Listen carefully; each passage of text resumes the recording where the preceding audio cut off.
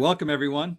My name is Mike McDaniel, a professor here at WMU Cooley Law School, and I get to be the host today of today's Community Conversations. As part of our continuing veterans focus this week, and really most of this month, we're really pleased to have with us today Dr. John Wojcik and Kimberlie England. I first knew John Wojcik when he was a brand new first lieutenant in the Michigan National Guard, and been pleased to be both a friend and a colleague and a mentor to him for many, many years. As I said, he is now retired as a full colonel from the U.S. Army. Of particular points, I would note that he was a full-time JAG, if you will, the general counsel for the Michigan National Guard and for the state's Department of Military and Veterans Affairs for 20 years out of his 32 years of service. That service included serving for a year in Afghanistan, where he received the Bronze Star, and he was instrumental, if not the only moving factor, throughout that period of time in bringing the Michigan National Guard Judge Advocate Office from being paper and pencil and filling in wills to being fully online, being fully integrated, to having a diverse officer corps, and to have a really professional impact, not just within the Michigan National Guard, but really within the community, based upon all the work that the Michigan National Guard did, assisting the other units of the Michigan National Guard as they acted as a state force responding to emergencies and other events. He was also extremely involved in the community, most notably as one of the founders for the East Lansing Veterans Court. This is a veterans treatment court for all of Ingham County that happens to be located in the East Lansing District Court, and which serves veterans through a diversion program for those who, as veterans, have had issues once they return here that have resulted in perhaps self-medication or other issues, and some sort of other program is necessary rather than punishment, or including jail time. With him is Kimberlie England, his wife, who is an equally strong, if not stronger, partner in this venture. Kimberlie has worked in the HR field, most notably in the human capital field, and she'll be telling us exactly what that means today, for over 20 years. And in those 20 years as her own, the principal of her own company, Blue Feather Consulting, for over 20 years. For 12 years prior to that time, she was a principal with a business consulting firm that gave her start. I would note that she has been board certified as a coach and received her executive coaching certificate from the Weatherhead School of Management and Business at Case Western Reserve University. She has a bachelor's in business administration degree from the University of Toledo and her MBA from the University of Finland.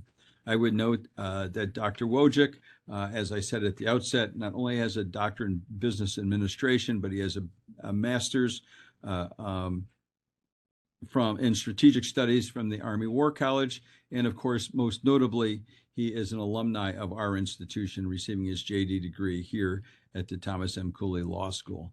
So looking forward to hearing what they say today. And I will say to all our law students listening to this, that as I went through his slides and read through their book, I recommend this book to anyone who is a veteran or a member of the military and is looking for that next job. But I would also note that as I went through this book, I noticed how much of it was truly attributable to law students who are then going to become lawyers. When you think of how you transition from one rather close institutionalized environment to a broader environment, and you may lose yourself and forget those skills that you have. And I think that their topic today, their presentation today, will really describe for you how you need to focus on what your key skills are, what your goals are, and how to work together with those two things so that you can achieve all that you can be, as we say in the Army. And with that, I'm going to turn it over to Kimberlie England to start our presentation. Thank you all. Thank you so much for that great introduction, Mike. We just, kind of wanted to start off to tell you how we got where we are today.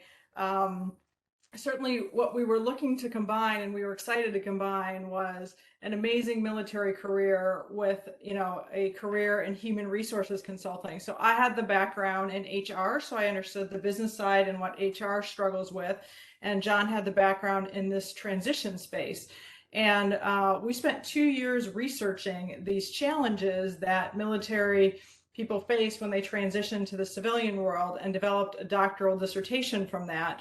And when John defended his dissertation on the challenges that service members face in this space, we decided that we didn't want to keep this to ourselves, that there was so much good knowledge out there that we wanted to share and make sure that we could start making a difference in transitioning service members' lives and in the organizations who want to recruit and retain them. So that's where Mission Next, the book, came from, and the consulting services that go around it. So I'm going to turn over to John to sort of give a little background on the problem, and we'll go from there. Yeah, thank you, Kimberlie. So again, as General McDaniel mentioned, I'm a 1996 Cooley graduate. Loved the school, went on to do some pretty amazing things, and it was definitely my start there at Thomas Cooley that enabled me to get to this level of success that I've gotten to today. But of course, during the research process, we learned that there was a problem whenever veterans are leaving active duty and getting ready to transition. Over 200,000 service members leave active duty every single year. So that means there's 200,000 service members leaving this year and next year and the year after that, and they will keep transitioning from this active duty life to their civilian lives. Some service members do a pretty decent job as part of this transition, and some people don't. As General McDaniel mentioned, in addition to being a Cooley grad, I also had 20 years of active duty service. And when I transitioned here to Annapolis, Maryland, I'm surrounded by the United States Naval Academy and a bunch of people in this community that understand military service. I go and purchase my groceries at a commissary, which is a military grocery store, and rank and military courtesies and protocols. They're all alive and well there, and it's very comforting for somebody that has recently transitioned out of service. Services spend a lot of money to recruit people. On average, the Department of Defense spends around $10,000 to $20,000 to recruit every service member. And once they get the service members in uniform, they spend another $200,000 to make sure that those service members get through their basic training, their advanced training, and then their entry-level military leadership schools. So they're spending almost $250,000 for every single person that they recruit. And when you add that up, it's over $17 billion that the U.S. Army spends alone. That does not include the Air Force or other branches of service. So what happens is that when the service members, it's their time to retire, or they're just leaving after their first 6-year tour, they leave service, and they leave rather abruptly. They go from this very busy hustle bustle active duty life to being discharged. And to try to soften the landing, the federal government has over 85 different programs out there to assist veterans in transition.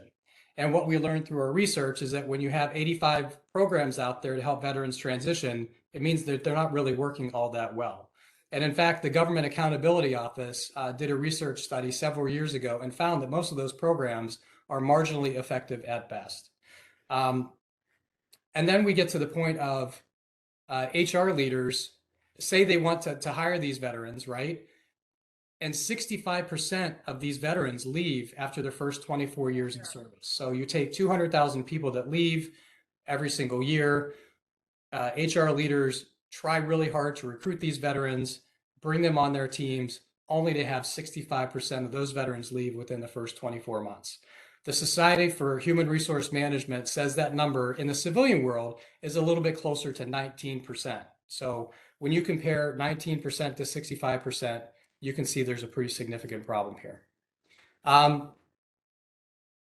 So of those service members that are leaving, we have different types of service members. We have officers and enlisted personnel.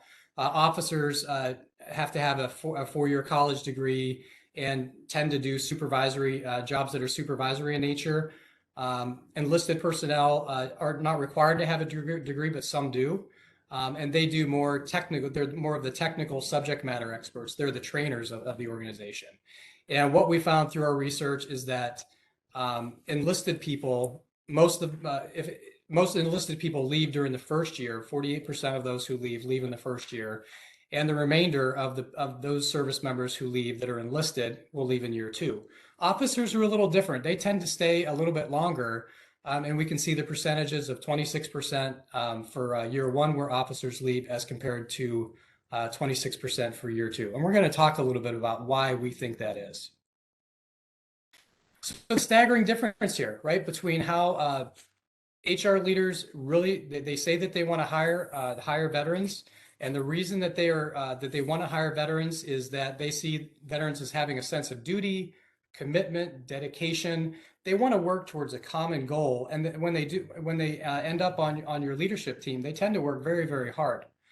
And when we talk to HR leaders in the HR space, they repeatedly tell us that they are looking for military personnel and they want to hire them. But there's a disconnect that happens when civilian organizations are unable to completely understand what this veterans experience is in order to properly be able to use and extract all of the skills that those military leaders actually have. A lot of the research out there, when we were doing our research study, again, we spent 24 months doing this. Most of the research said that service members left for pay and benefits. They found a better paying job someplace else. The benefits were a little bit better someplace else. But after our 24 months of research and our intensive research into this problem, we learned that veterans leave because they don't fit in, right? So you can imagine a veteran that goes to their spouse and says, hey, I need to leave this job because they just don't understand me, or I don't feel like I fit in here. That's a lot harder to say than, oh, the pay and benefits are better someplace else. So once we discovered that that service members leave their jobs so quickly because of these cultural differences, right? There's this we call cultural friction, where they're just not getting along with their other employees. We discovered that there were things that we could help them do before they actually retired or left active duty. And we also learned that there were things we could do with the human resource offices that are hiring these people to smoothen the bumps out of the road. The important thing is for veterans to truly understand who they are and to take a look at their own personal values as they're getting ready to make this next jump. And quite frankly, most of them don't do that.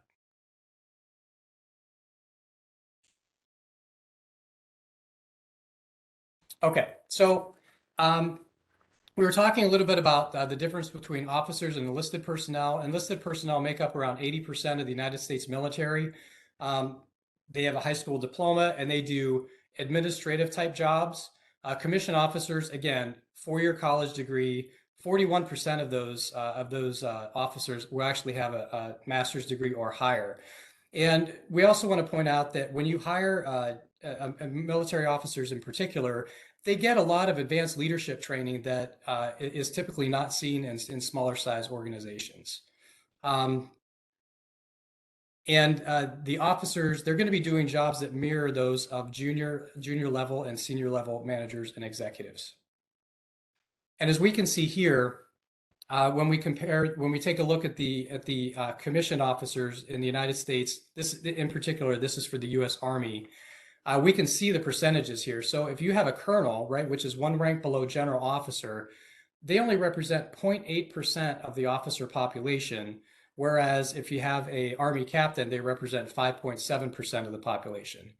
And so what we're trying to show here is that when service members typically leave around the 6-year mark, they're going to be captains or they're going to be majors. And you can see that they've had experience leading as a captain 150 to 100 to 190 people. And you can imagine the critical thinking skills that's required to be able to do that.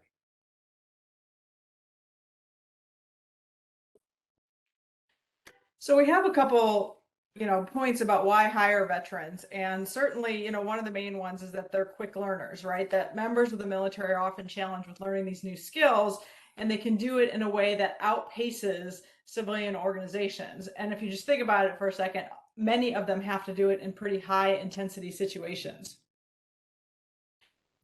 John talked a little about strong work ethic and values and what that means. Integrity came up multiple times during the organization around that they want to work for organizations that have true integrity. And it was the one reason that they said that they would leave, that they would tolerate a lot of things around pay and benefits or even teamwork. But when integrity came into the picture, that was the one area they weren't going to tolerate. We talked a little about accountability. The military service members are trained in accountability, and it includes health and safety standards. So often in civilian organizations, they have in-depth training around safety and health, and they're used to being held to those standards. One of our interviewers during the dissertation talked about, that they're conscientious and they're procedure driven, and isn't that what every company wants to be? So how do we maximize that talent? And certainly mission oriented. If civilian organizations can explain to the veteran about what the mission is, why they're trying to achieve that, and what tasks they're responsible for, they tend to perform. And John mentioned about enhanced leadership skills around how much more training that military service members receive in leadership. And the structure of the military leadership training is so much more extensive than anything that most civilian organizations have. So to maximize the structure that they've had from those leadership trainings. So this is one of the most important things. We talk about the challenges that service members face, and it's not like that, that this is a 2-week notice kind of thing. Most service members know with extensive lead time that they were going to be moving out of the military into a civilian life. So what we've been encouraging people is to take the time to say, what are your personal values? How do I go through exercises to determine who I am now and what's important to me? Veterans are not the same people that they were when they joined the military. So even if you did 6 years and you come out, or you did an entire 20+ year career, you're still not the same person that you were when you enlisted in the military. And so Mission Next takes through a couple of exercises where they look at their personal values and they look at who their support systems are and determine who they are right now as a person. And if you can match that to the organization and the values of the organization, then it'll be a better fit and they will stay longer. And so as we're talking about when veterans transition, there are going to be law professors watching this video, current students at Cooley, prospective students that are going to be coming to Cooley. And as you're doing that, you are transitioning to law school. Law school is a different environment. The decisions that you made on where you went to law school and why you went to law school, all of those decisions you made, if they were apart from and distanced from your own personal value set, you're going to experience a lot more cultural friction in settling into that particular law school or maybe that community. The same thing goes when you have 3L students that are getting ready to take the bar exam, leave their law school environment, and then go on to look for that maybe a job in a law firm or to work in the prosecutor's office or for the state or federal government. They should go through this personal value statement, right, to figure out what their personal values are. Is money more important than commute? Would I trade some time at home for a longer commute if it was going to bring me a higher paycheck because maybe I have some student loans that I need to repay, right? So that we can use this personal value statement in all aspects of our life, in particular when it deals with law students themselves who are transitioning. And again, it comes down to work-life balance. If you reach a good equilibrium in your work-life balance by managing your personal values and visions with what you're currently doing, and you get your work-life balance situated, it's going to be much, much more likely that you can establish yourself and have a smoother transition. And this is at play in all aspects of our lives, but in particular for veterans that are leaving active duty and maybe going to law school, getting their master's degree, or going back into the civilian world. And this is the runner-up for why people leave, right? So if we have a significant disconnect between how we see our time at home versus our time at work and our spiritual time or time to go out and work out, that type of thing, those can cause frictions at home as well. And so we do exercises with service members to help them prioritize, what personal values mean something to them, and it helps them evaluate maybe their prospective their job prospects, or maybe the cities where they want to live, or the types of jobs that they want to do. And this is just an example of what's in our book. So one of the things that we found out in the dissertation is that civilian organizations might know who is a service member when they hire them, but they lose track of that data because they don't track it in whatever system they're using to keep employee data. And so we'd like to encourage civilian organizations to gather data on their current veterans. And it could be, particularly if somebody may have joined after they joined your civilian organization, either in the National Guard or the reserves. And it doesn't have to be particularly complicated, but using the term veteran can be a complicated term. People may not think of themselves as veterans for a wide variety of reasons, including that they may not have deployed overseas, or the VA has certain definitions of what a veteran is. So the question is to simply ask, have you ever served in this U.S. military? And that broad question certainly will start to capture that data. And then you can use that data to do some of the other things that we're going to talk about, like veterans affinity groups. So there's lots of terminology around there about a veteran-friendly culture, and we're a veteran-friendly organization, but the Society for Human Resource Management took their research a little further and said the most effective thing you can do is form a veteran-informed culture. And they actually went through some definitions for that. So for instance, the first one is about developing and executing a plan for integrating returning veterans into the organization. So that's saying that we're going to have a written plan to how we want to recruit and retain our veterans. So most organizations that have that veteran-friendly stamp on there don't actually have a written plan that is communicated thoroughly throughout their organization. This point about implements mindful activities that support the strategy in all phases of the employee life cycle. So it's thinking through, should we onboard our veterans differently? Do they need special training? How do we use the training that we've already had? So being very mindful about how their experiences that they're coming in with might be different from the civilian employees that you already have. And then providing solutions to address the transitional issues that veterans may encounter. So it might be, okay, do we have the right coaching skills in our organization if they struggle with language? Can we have a veterans affinity group? Those types of things to make sure that they're prepared for the transitional issues that they may face. They go on, and I'm not going to spend a lot of time here, but they go on to actually define the human resources competencies that would be required. So if an HR person wanted to master being a veteran-informed culture, these are the types of things that they would need to have the skills, everything from an understanding of basic military knowledge to those coaching skills to work with them for the transitions.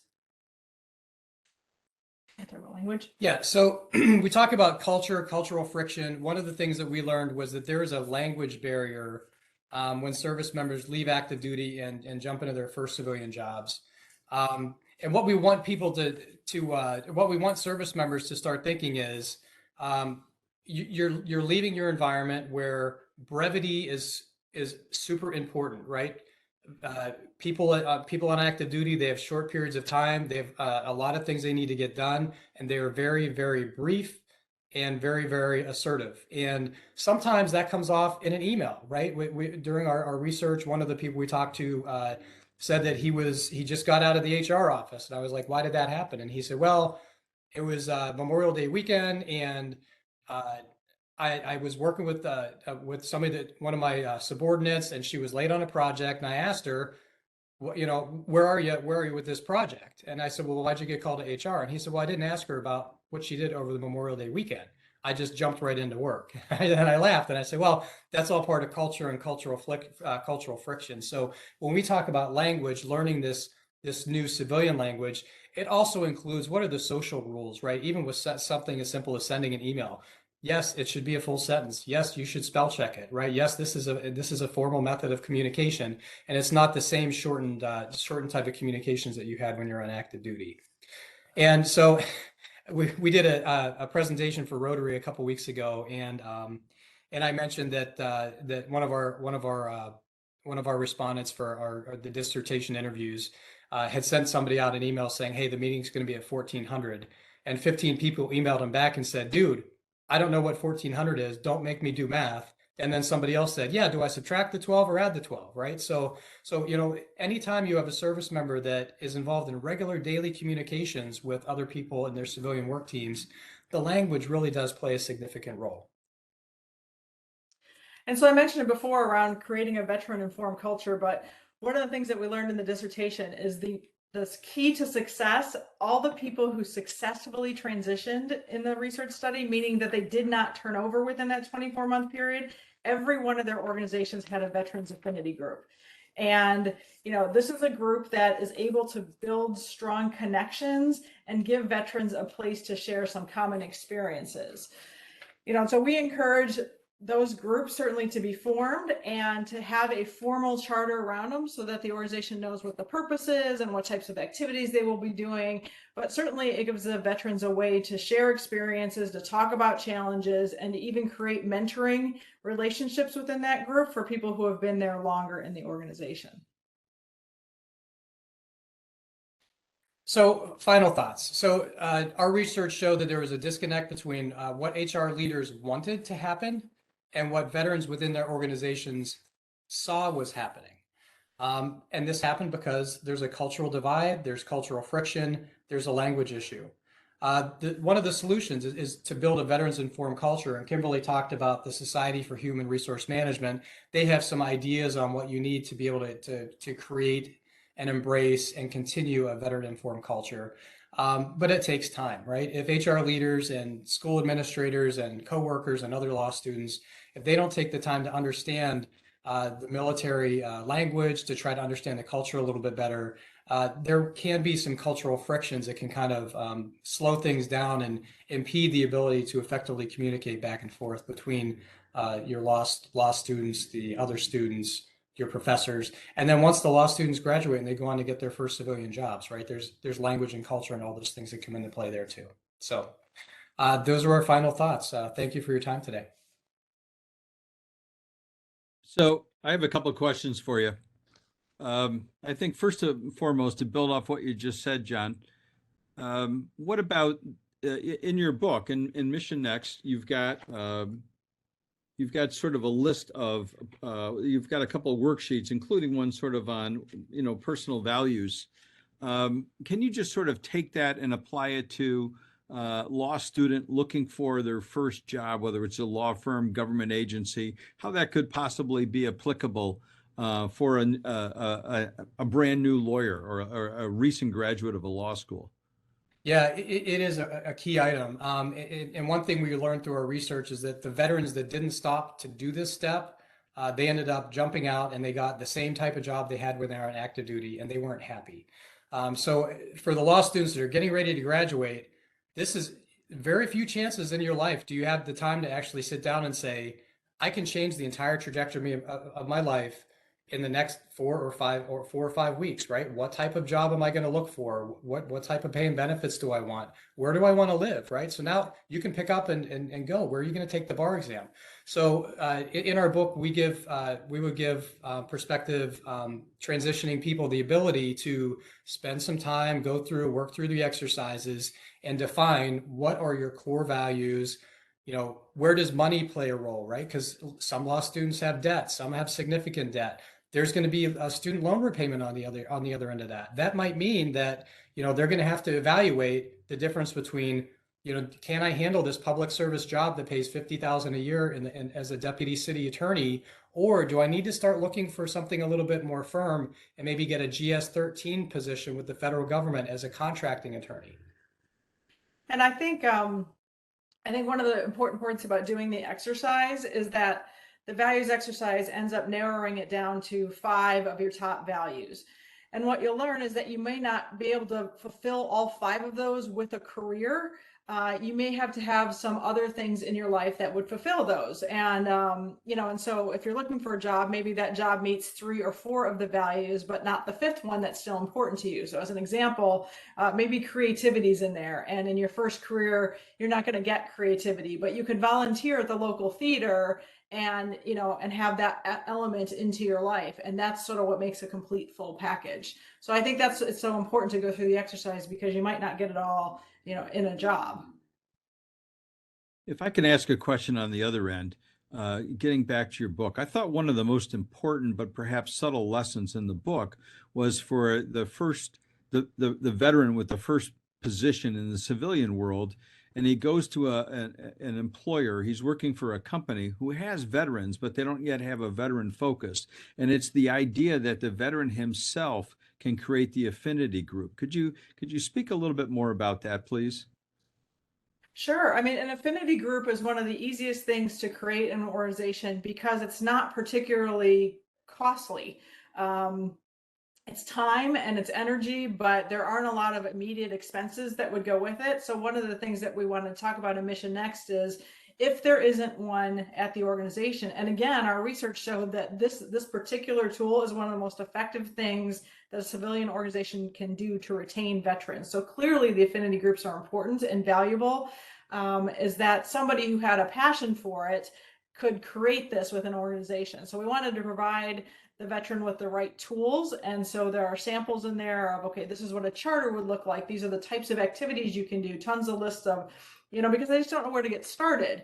And then if you brought that to the leadership of the organization and said, okay, I have a charter, these are the sponsors, I've already talked to these 5 people and we're ready to go. I just need to start recruiting for our Veterans Affinity Group. Then you're in a lot different position than just saying, I have this idea, I heard of this, I need HR support. You're not asking for that support. You've already done all the work and all the legwork on that. And so it becomes an easier yes. Thank you. And I guess my last question is directed at you again, Kimberlie, and that is with your HR background. I mean, it's easy to see that while this book is focused on veterans looking for their first job in the civilian world, there's also a very strong lesson there for HR departments at different companies. And I know with your consulting work that the two of you have directed a lot of this towards HR departments and the value proposition of hiring veterans.